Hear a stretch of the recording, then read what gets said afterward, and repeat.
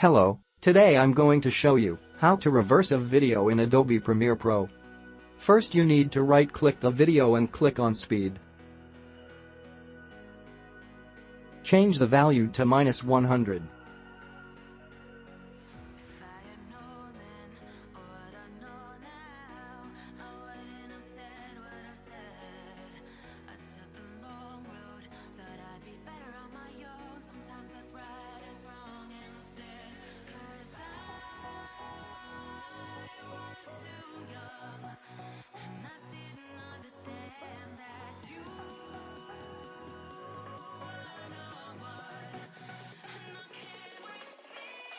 If this tutorial was helpful, be sure to like and subscribe.